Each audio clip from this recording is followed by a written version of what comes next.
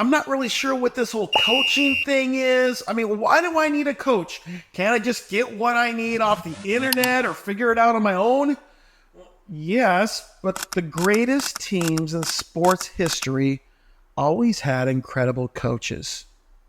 So who's coaching you? The Fresh Church Podcast.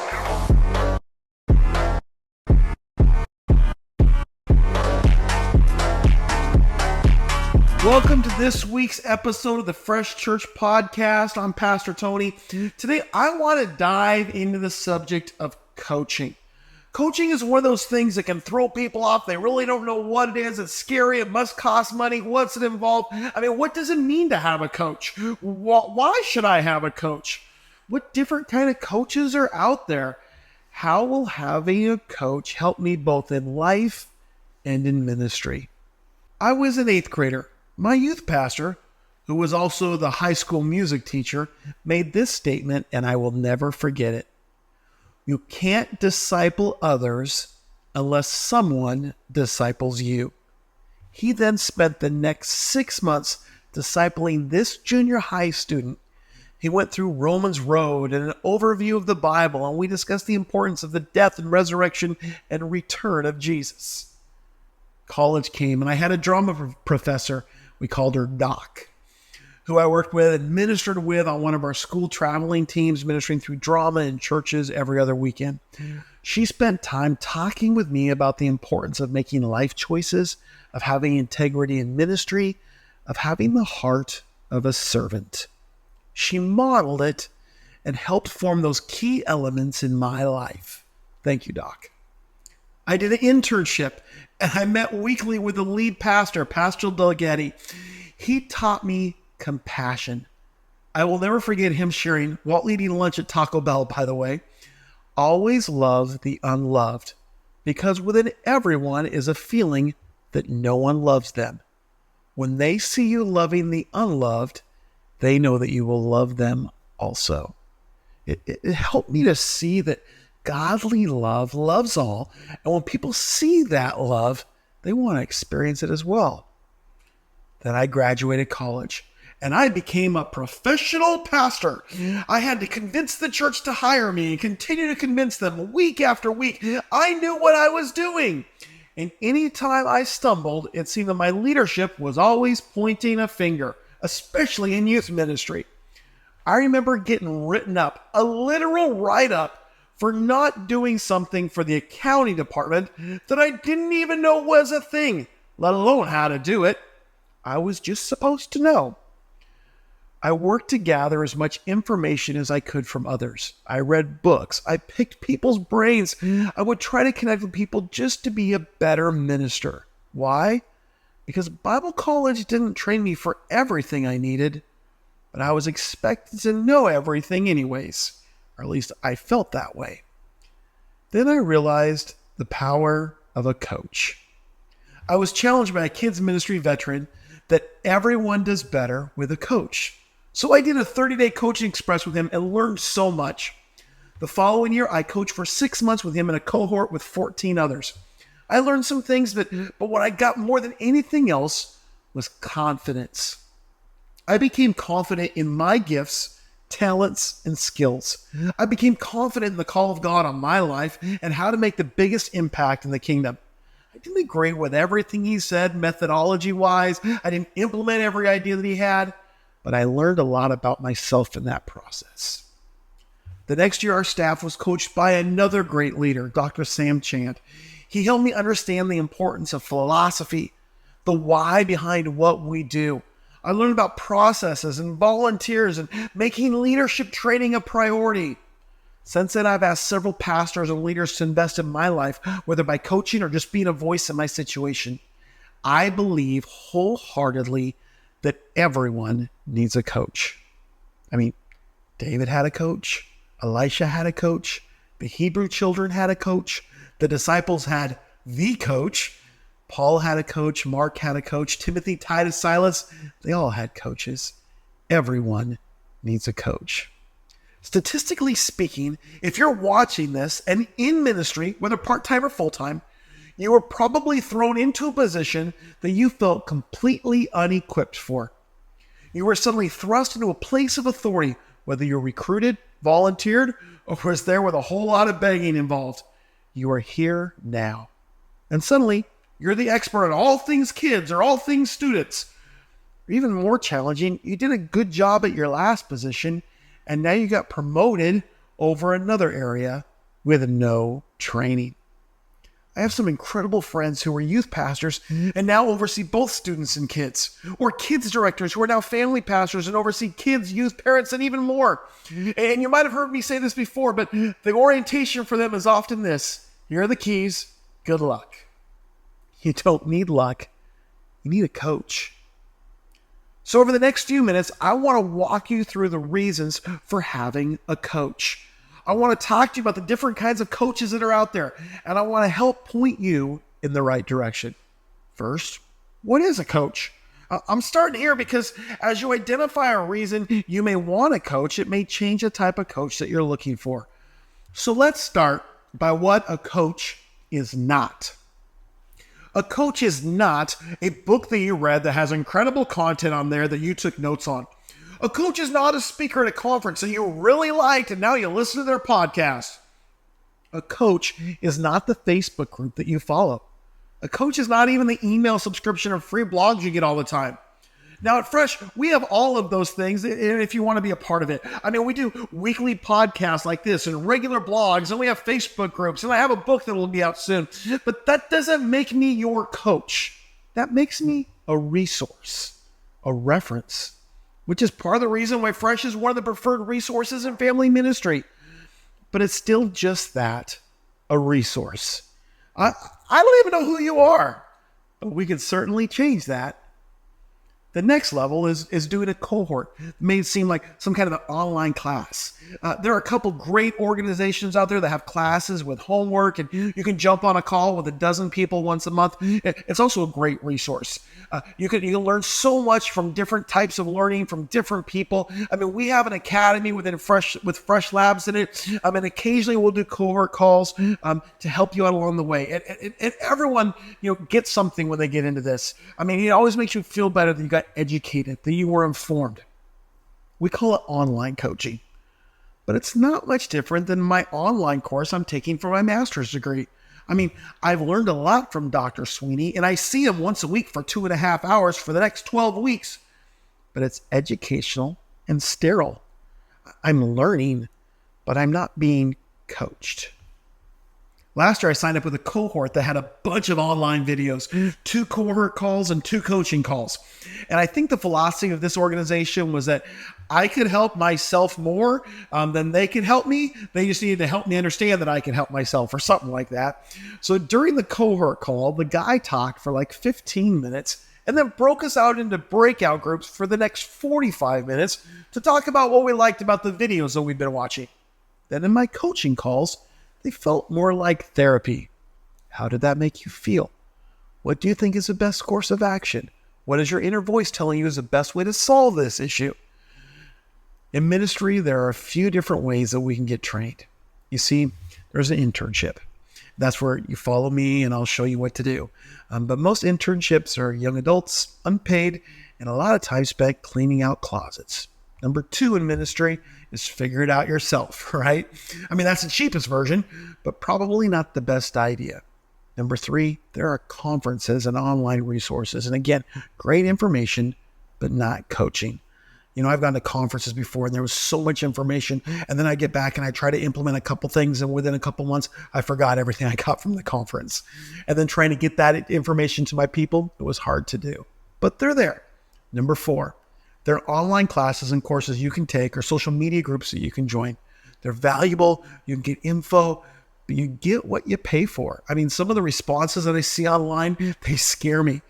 Video training is good, but you got to remember, it's educational. Number 5, there are cohort calls or group chats. They can be good, but usually it's the coach or the expert on a subject that they like, that they're talking about for 50 minutes, and they're passionate about it. It's really great information. And then there's a couple minutes at the end for Q&A. I remember doing one of these calls once with a large curriculum company, and I couldn't see anyone else on the call. I could only see the host. I could submit my questions via chat, and if the host wanted to answer them, they would read them in the last 10 minutes based on time. There was no interaction. Now that's not always the case, but there's certainly a disconnect in that. Number 6, there's therapeutic coaching or counseling. I have some great friends who do this primarily to help hurting ministry leaders get through a situation and walk out on the other side. And this is less about them speaking into your ministry life and more about helping you redirect the feelings and challenges in your life in the right direction. And it's good. If you're hurting, I got some great friends I'd love to connect you with. But make sure that's what you want before you sign up. And finally, number 7 is one-on-one mentoring or coaching. I mean, and this is always better to do in person, but sometimes you can, often you can't. You see, it has to be done over the phone or video. In order to get the right qualified person to fit within your needs, they might live across the country. If you get the right coach, they're spending time getting to know you and your situation and then pointing you in the right direction. Sometimes a coach will come up with a topic of discussion. Sometimes they'll allow you to drive the conversation. For us at Fresh, we start every call by finding out, how are you doing? How did it go on Sunday? What ministry challenges do you have right now?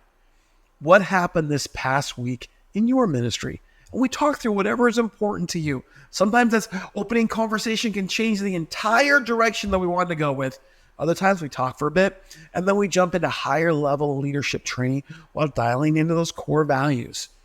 If your coach doesn't know how you're doing, then they're not really your coach. I mean, if I sat down with coffee with my coach, I would hope he would ask, how's life going, before we started diving into his note cards.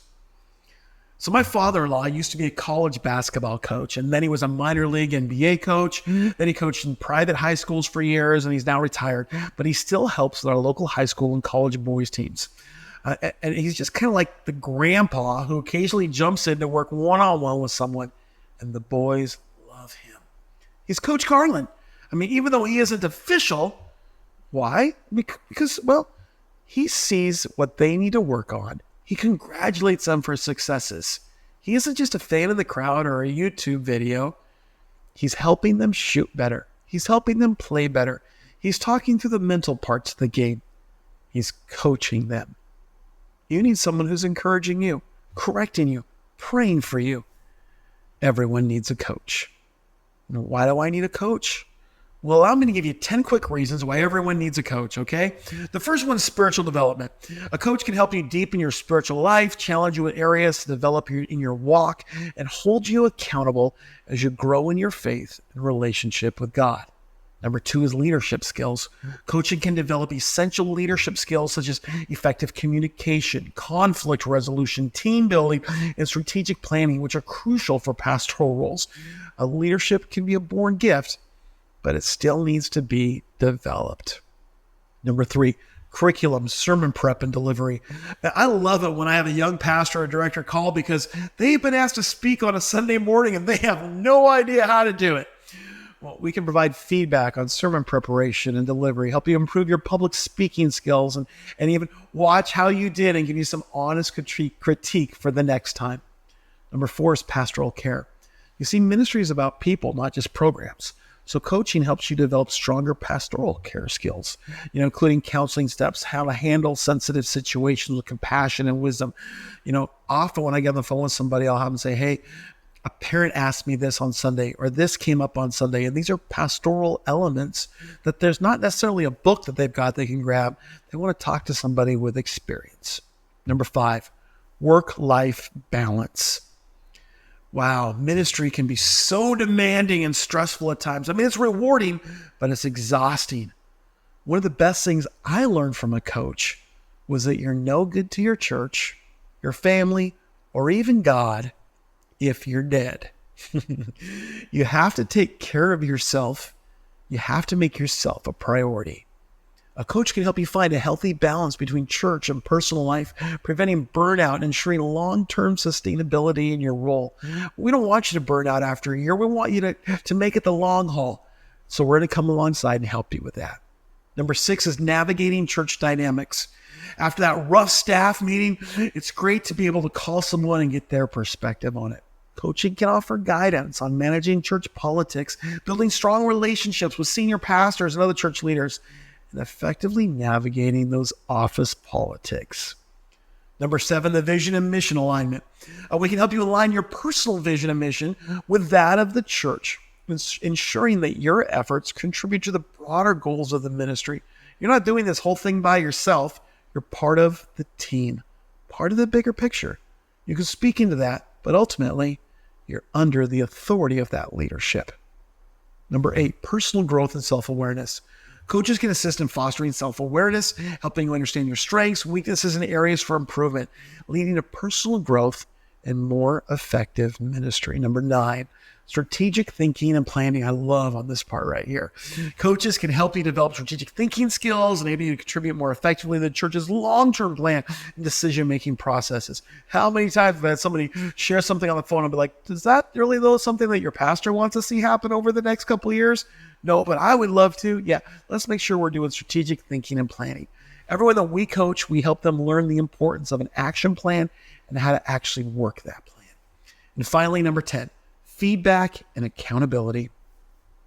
Regular coaching sessions provide a structured environment for receiving constructive feedback and maintaining accountability, which can be essential for continuous improvement and professional development.